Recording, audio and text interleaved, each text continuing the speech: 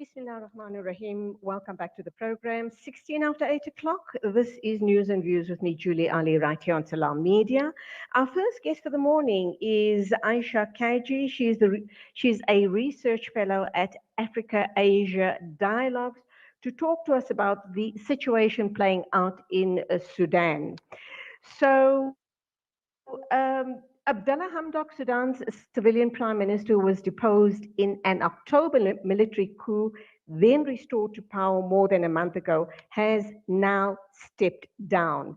His resignation marks the latest upheaval in the country's fragile transition to democracy. Aisha, assalamu alaikum, welcome to the program, and that certainly signals true upheaval in that part of the world. Wa alaikum salam. Yes, indeed it does, Judy. So where to from here? Because Hamdok has said that mass protests denouncing both the military's power grab and its subsequent deal with Hamdok had gripped Sudan for weeks. And hours before his televised address, unfortunately, security forces killed 3 protesters. And obviously, there is just so much of instability. What do you think happens now? Well, it remains to be seen, but the situation is grave. Without Mr. Hamdok there as the point of mediation between the protesters who've been out on the streets ever since the attempted coup towards the end of October, when Mr. Hamdok was first detained and then a month later reinstated by the military, there really is no civilian representation at the highest level in government. So basically, Sudan is now once again entirely under the control of the army, which is a dangerous situation because the people in charge of the Sudanese army, as we've spoken of before, people like General Abdul Fattah al-Burhan and Hemedti, are remorseless, conscienceless monsters, really, and they would have no hesitation, as they've shown over the past 2 months. They have shown that they have no hesitation in killing people.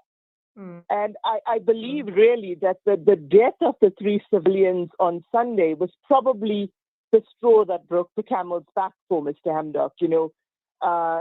He is someone who has been treading a fine line between trying to placate the military at the same time as trying to find a resolution based on the demands of the protests, who no longer want any military representation in their government. They're saying, rightly so, that the agreement was that they would hand over power to the civilian administration.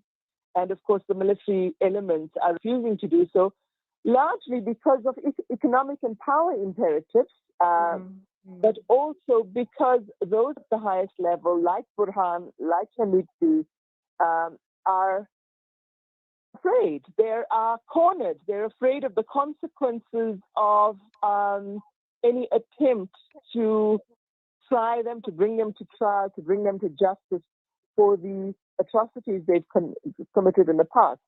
And when men such as these are cornered, they become even more vicious than they normally are. Hamdok, in his speech, said that his mediation attempts with civilian and military officials, and I quote, to achieve the necessary consensus to be able to deliver to our people the promise of peace, justice, and no bloodshed had failed. And based on his speech, he has decided to do what he believes is the right thing, to step down.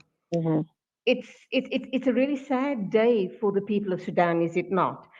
Let's assume this scenario didn't. Let's assume he did not step down. What do you believe the outcome would look like, Aisha?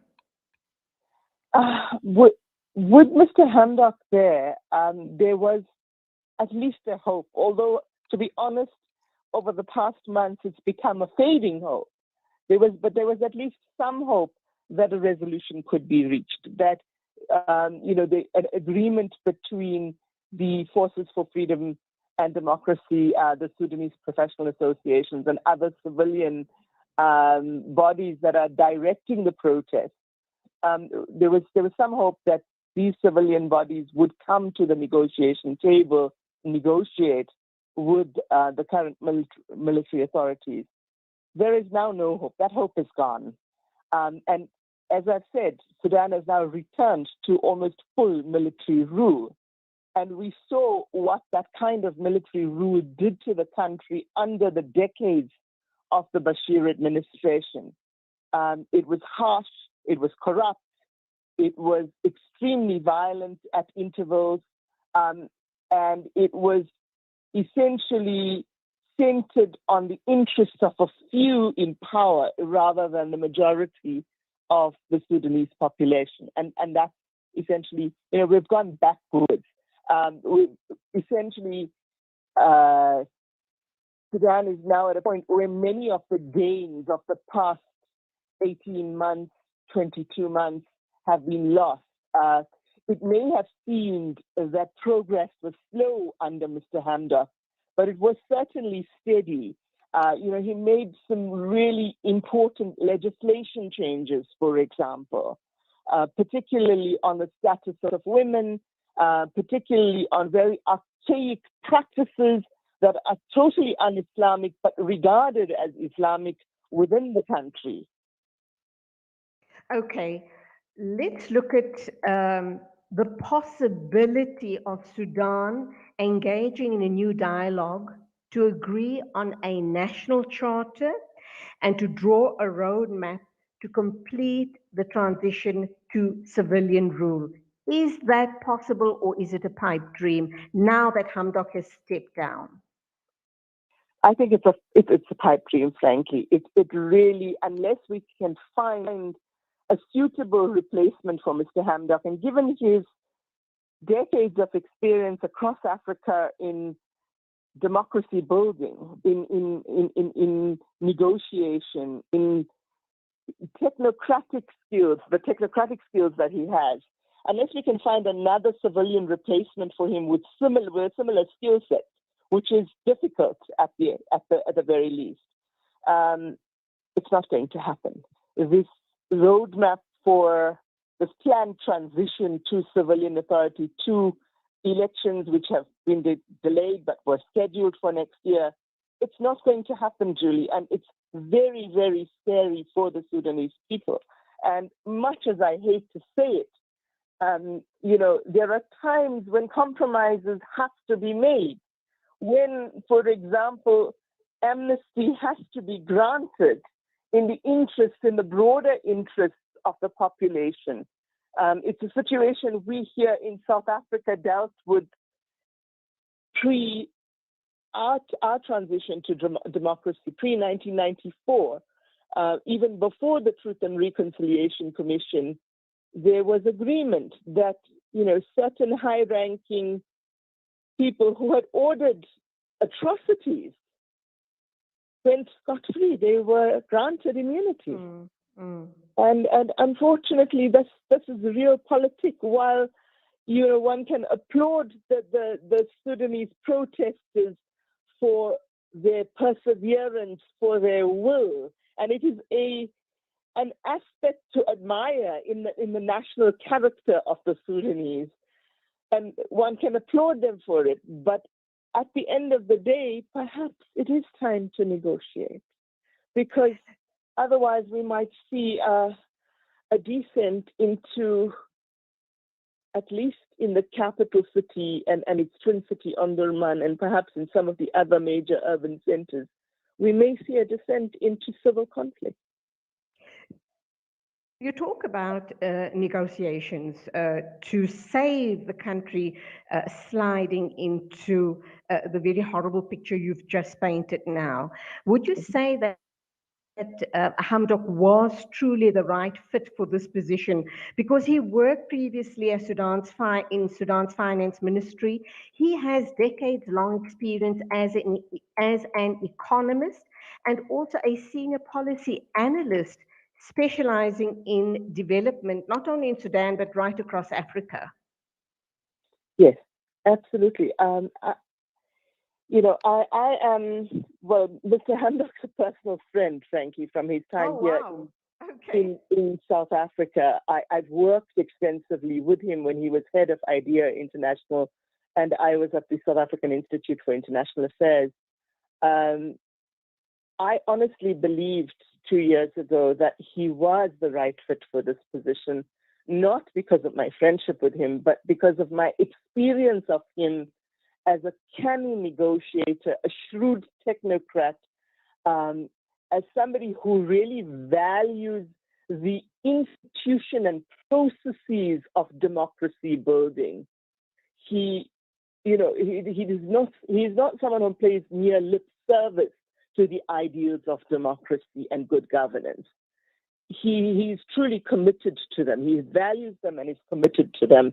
And that is why I believed he was the right fit. And there are few other Sudanese, I would say, at the moment, who have this ability. Perhaps one possibility might be Professor Mohammed Saleh, who is currently based in the Netherlands.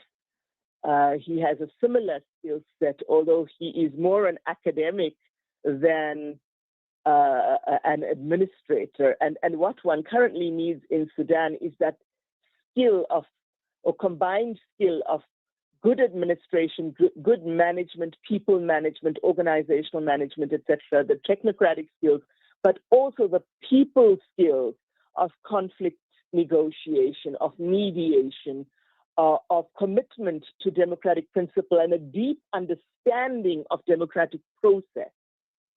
So, as I say, few people with that specific combination of skills. Okay, he also went on to say, this is Abdalla Hamdok, that he's warned the political deadlock could become an existential crisis. And he goes on to say that I tried as much as I possibly could to prevent our country from sliding into a disaster. Now our nation is going through a dangerous turning point that could threaten its survival unless it is urgently rectified. Is there a remote possibility that the disaster could be averted? The remote possibility, I would say, if, for example, the UN steps in. They currently have a presence in the country. The head of the UN mission there has gone on record as saying how dire the situation is, how disappointed he is at the loss of Mr. Hamdok from the interim administration, and has also pointed to the same dangers that Mr. Hamdok has and that I've outlined in this interview, Julie. So if the UN were to step in, perhaps it's time for the ICC, for example, to really, brandish, not just brandish the sword of Damocles in terms of possible prosecution for Mohammed Dagalo, also known as Hamidti, the second command of the army in Sudan, but to actually take them into custody, take people like him into custody. Whether that will further destabilize the current administration is anyone's guess, of course, and what the reaction from the armed forces themselves would be. I think that is the greatest danger, that in the absence of a negotiator and mediation point like Mr. Hamdok, and if there was a move to take Hamidti and Burhan into custody, who would the armed forces respond to? Who would be in control of them, and what would their likely response be? Would they go on a rampage, as they've been known to do in the past? or is there sufficient control in the senior ranks of the military hierarchy to still maintain discipline? And I'm very, very afraid that the answer to that is no. The loyalty that Hamidti particularly commands, because of the economic and military power he has bestowed on what were previously known as the Janjaweed in Darfur, which then transformed or evolved into the Rapid Security Forces and have, over the past 2 years, been to some extent integrated into the army, but still remain very, very loyal to Hamidti. The unpredictable nature and the extreme violence which those aspects of the military or paramilitary have shown in the past, have demonstrated in the past, that is the frightening aspect. And that is why I'm saying that there is now a distinct possibility of real civilian conflict, civil conflict in Sudan. And on that very, very negative note, we will leave it. Undoubtedly, we will be keeping a close eye on situations as they play out in that part of the country. Hope and pray, inshallah, that common sense prevails and by some miracle, they can get Abdalla Hamdok back at the helm of the country to save it from sliding into utter chaos and destruction. Ayesha Kajee, Research Fellow at Africa-Asia Dialogue, shukran very much once again for your deep insights and your time on the show this morning. Afwan, and Amin, to your du'as, I think, it is a time that the Ummah generally needs to be truly praying for our brothers and sisters in Sudan. I'm certainly somebody who hopes that negative future can be averted, but as I say, the likelihood is slim. Summa Amin, it is exactly 8:33. This is News and Views right here on Salam Media. Freedom Stationery supply Marlin and Marlin Kids pens to